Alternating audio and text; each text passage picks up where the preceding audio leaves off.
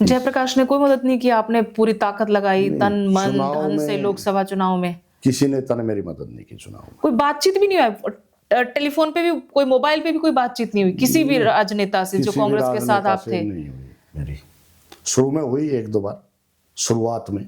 कोई मैसेज ही दिया हो कि अंदर अंदर की अपने जो ना, लोकल ना, वर्कर्स होते हैं, किसी ने क्लोज नहीं। लोग होते हैं कि चलो मदद करना? नहीं, ये तो लोगों के सामने था। क्योंकि ये भी सबको पता है कि वीरेंद्र सिंह के साथ ना जयप्रकाश की उतनी अच्छी है, ना जो हाँ, बिल्कुल। हुड्डा साहब की इतनी ज्यादा अच्छी है। वो तो फिर नीचे वर्कर तो ऐसा लोकसभा में वीरेंद्र सिंह ने भी नहीं की जयप्रकाश की, खुल के ही खिलाफ थे वो तो।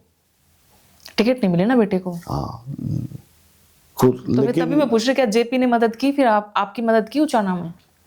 नहीं, मैं कह रहा हूँ कि किसी नेता ने मेरी मदद नहीं की। वो तो जो लोग मेरे साथ जुड़े हुए थे, वो उनमें से जयप्रकाश के लोग भी थे और हुड्डा साहब के लोग भी थे। हुड्डा साहब के लोग कांग्रेस के साथ रहे। अच्छा। हाँ, ये तो पूरे हल्के को पता था कि भाई हुड्डा साहब के साथ जो चेहरे खड़े थे उनको सब जानते थे। उन्होंने ब्रजेंद्र सिंह की मदद की। और सुरजेवाला के लोगों ने? सुरजेवाला के वैसे तो मैं कहूँ कि उचाना में ज़्यादा साथी हैं नहीं, लेकिन जो साथी हैं वो मेरे निजी साथी हैं। उन्होंने मेरी मदद की खुल के, क्योंकि वो हमारा फिर पर्सनल रिलेशन की बात थी, घर की बात थी। बाकी कांग्रेस के आदमी ने मेरी मदद नहीं की।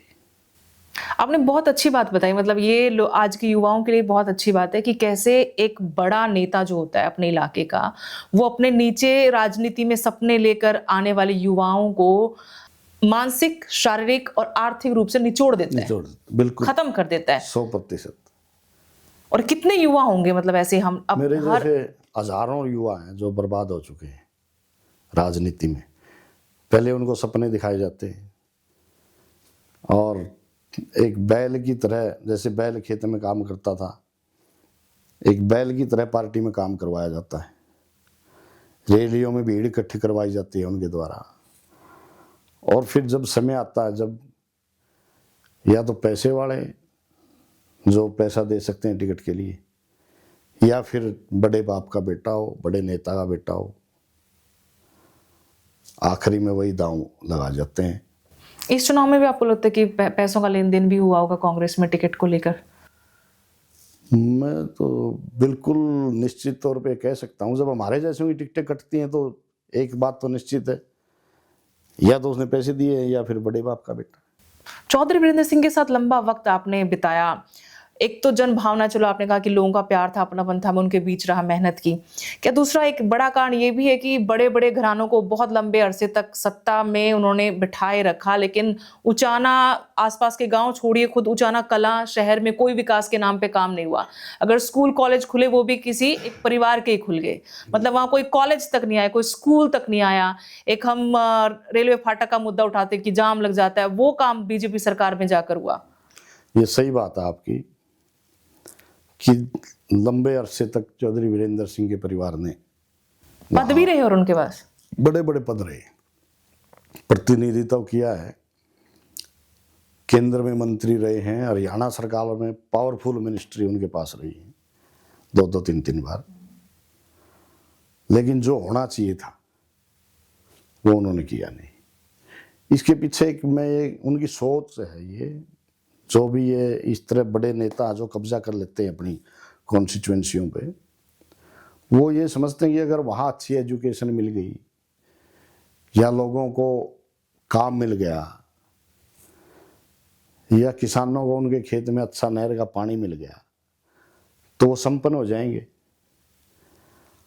तो तुम्हारा झंडा और अगर वो संपन्न हो गए तो फिर वो उन्होंने लाइन में लगने की क्या जरूरत है, फिर तुम्हारे नारे कौन लगाएगा। तो ये उनकी एक इतनी छोटी सोच में कहूँगा नेताओं की हो जाती है कि वो सिर्फ फिर शोषण ही करते रहते हैं। एक बात और देखिए राजनीति में, मैंने जितने भी बड़े नेता हो जाते हैं उनका जमीर नहीं रहता, ना भावनाएं रहती हैं उनकी। मतलब वो यूं जैसे दूध से मक्खी निकाल के यूं फेंक देते हैं अपने ही लोगों को, जो बहुत करीबी होते हैं, जिन लोगों ने उनके लिए काम किया है, जो उनको अपना भगवान मानते हैं, अपना सब कुछ मानते हैं। शायद माँ बाप जो बात कहे वो ना माने, लेकिन जो उनका नेता बात कहे उसकी नहीं टाल सकते। और वो नेता फिर समय आने पे यूं दूध में से मक्खी निकालते हैं, ऐसे फेंक देते हैं। इसलिए मैं कहता हूँ कि ज़मीर नहीं होता है, ज़मीर मर जाता है, ना भावनाओं से काम करते। और ना भावनाओं से काम करने वालों को ये चाहते कि विधानसभा में जाए, क्योंकि अगर भावनाओं से काम करने वाले और ज़मीर वाले आदमी विधानसभा में जाएंगे तो फिर वो गरीब की और आम लोगों की बात करेंगे।